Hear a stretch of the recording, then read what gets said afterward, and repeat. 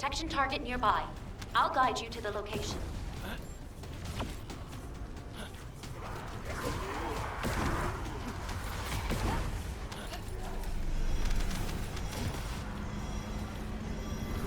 Protection target nearby.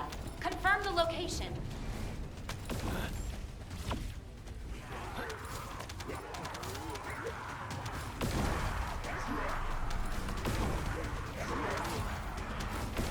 Descendant. Multiple void mutants have been identified. Prepare for combat. Take this.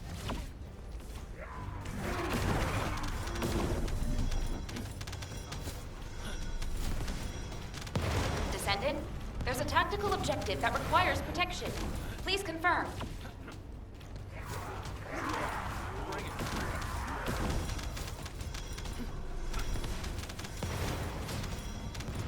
Descendant, a tactical objective needs your protection.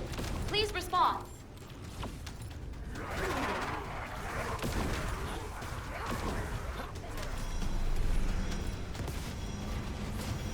Descendant, bogus comms traffic is increasing at your location. It looks like Legion of Breach troops have been deployed. Primary tactical objective confirmed. Requesting search and destroy.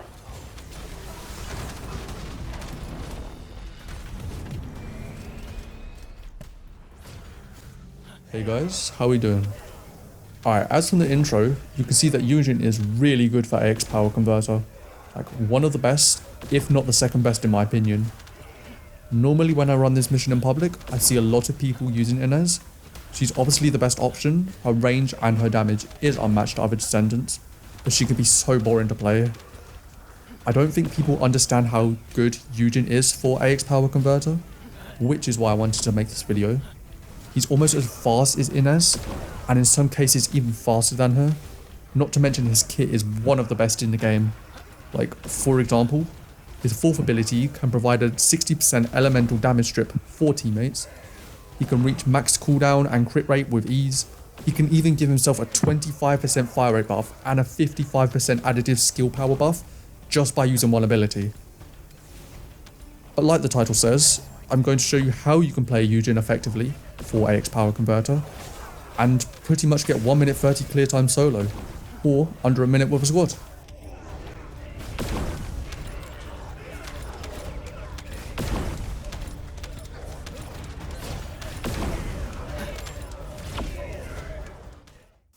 So starting off with the build, for the weapons you'll only need the Shadow Sword and the Exterminator.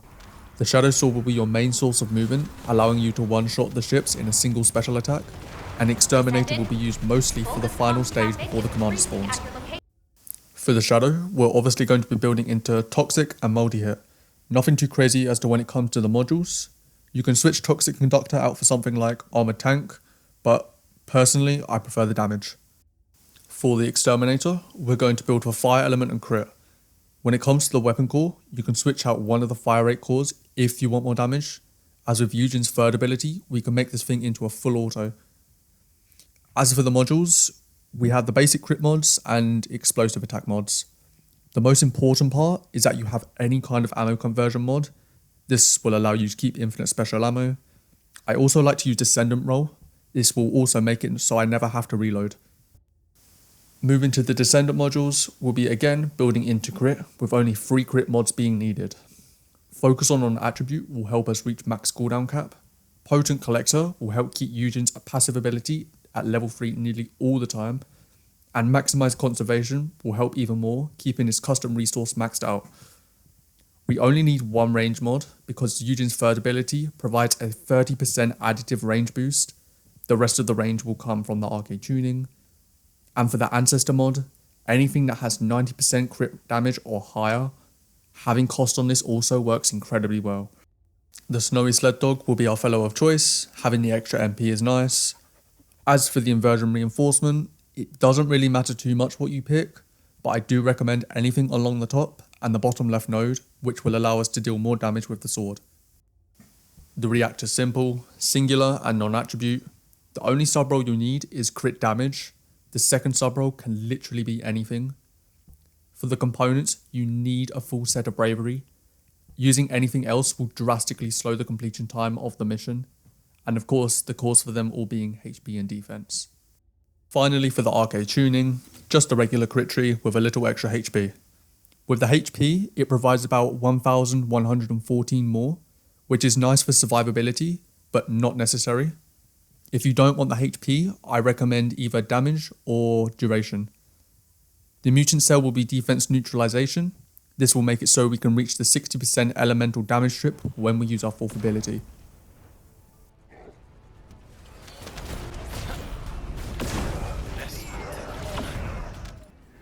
On to how Yujin actually works and performs for the mission. Anytime you load up into Axiom with him, I recommend you build up his custom resource until you reach max. This will just allow you to get a smooth first mission and not have to waste any time trying to build it up in combat. Take this.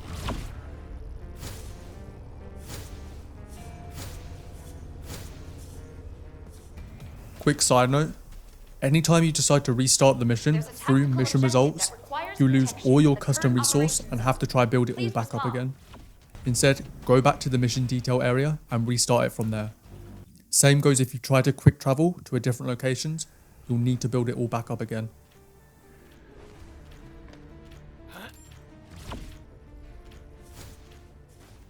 When starting the mission, I'm sure most of you know there's two different objectives with different routes, A and B.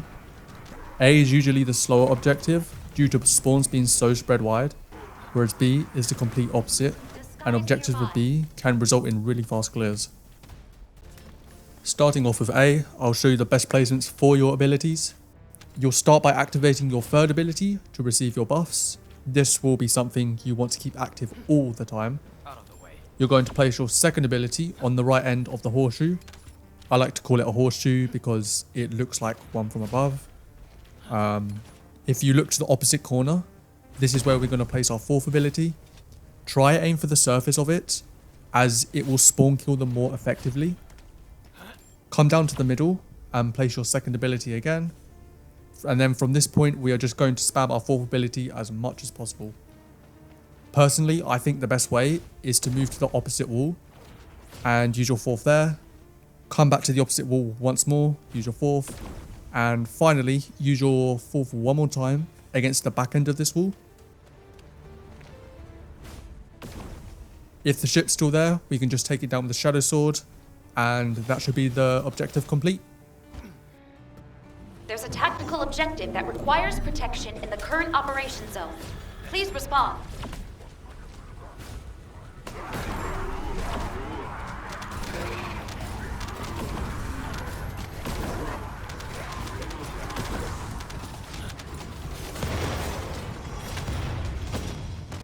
For the second day objective, you're going to start by throwing your second ability up the hill. Try not to aim at the floor, as we want to let this glide forward. Place your fourth ability at the start of the hill, then move over to the area on the left. From here, you might need to use your first ability a couple times, just until your fourth comes off cooldown. Again, the spawns for the A objectives are very spread out, but from here we're just going to spam our fourth ability again. You want to move in a kind of circular motion, so start by going to the right, place your fourth at the top of the hill, replace your fourth again at the start of the hill, and then go back to the area on the left and keep placing your fourth along the edge. You shouldn't need to worry too much about the ship, as our skills should destroy it, but if it's still there, just use your sword ability to take it down, and that should be the objective complete. A tactical objective needs your protection. Please respond.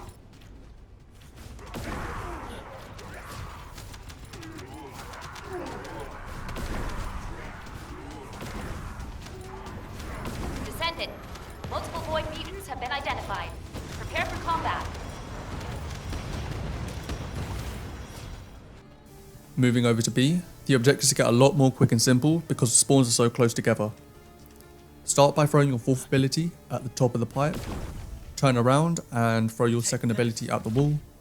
Now we're just going to wait for our bravery set to kick in and spam our fourth. So I recommend placing one in the middle, then moving back over to the end of the pipe, placing one there. Sometimes a few will spawn outside your fourth ability radius, so just use your fourth again if you have it. or just use your first ability. You won't need to worry about the ship either, as we'll complete the objective before it stops moving. There's a tactical objective that requires protection in the current operation zone. Please respond.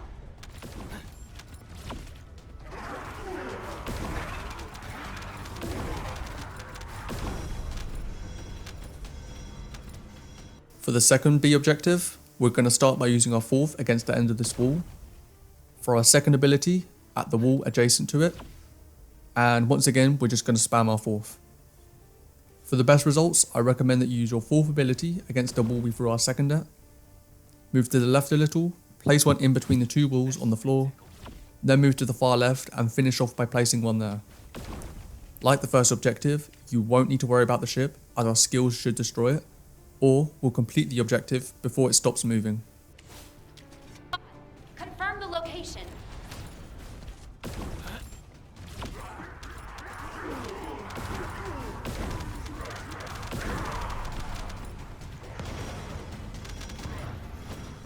So then for the final stage of the mission, come back to where the commander usually spawns, jump up onto this ledge, and we'll place our second ability in the corner on the floor here. Turn around and we'll use our fourth ability in between here. It's important that when you go to place this, you want to do this around about the 96-second mark or earlier. Any later, and the fourth ability will disappear when you're on the other side and mess up the spawns. Okay, so after that, we'll use our second ability one more time, this time letting it glide forward. At this point, we can just go back to spamming our fourth. So place one here, in between the two zones. Move to the edge of the horseshoe, place one here. Jump down and go to the very end of the horseshoe, put one there. Look up at this box sitting at the top, throw another one here. And finally, look to the left and throw one into the corner here.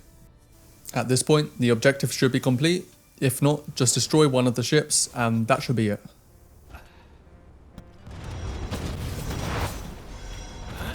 Descendant, there's a tactical objective that requires protection. Please confirm. Descendant, multiple void mutants have been identified.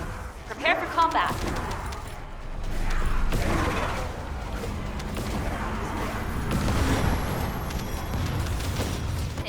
For the commander, I think we all know how it goes, but in case you don't, you want to activate your third ability for the 25% fire rate buff, switch to the exterminator to destroy the ships quickly.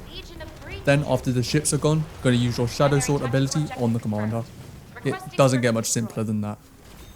I find the most consistent way to do it is to go to the edge of the blue ring like this, look all the way down and use it there. That way I don't end up dashing through him. On his second phase, it's not possible to kill him in one special attack, so if he is still alive, keep swinging the shadow sword until he dies.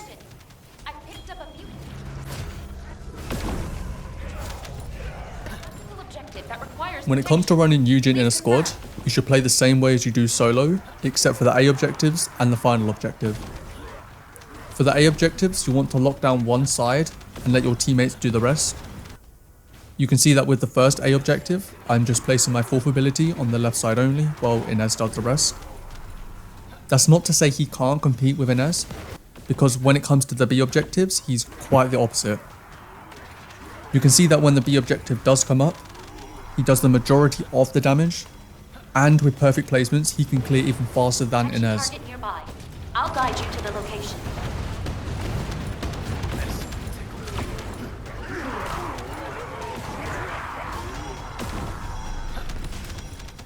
For the final objective, you once again want to lock down an area like A. I personally think doing the solo route like this works perfect. You can see that my friend here, big thank you to him for helping me with this. He hasn't placed Inez's fourth ability at the place I've locked down, and Yujin still annihilates all the enemies as soon as they spawn in. Descendant, multiple void mutants have been identified. Prepare for combat.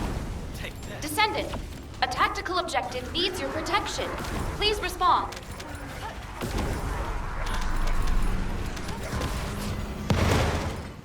That's it for this guide. If you think I've missed anything or have any questions, please let me know in the comments. Again, I would like to apologize if my mic has been inconsistent throughout the video, but thank you for watching.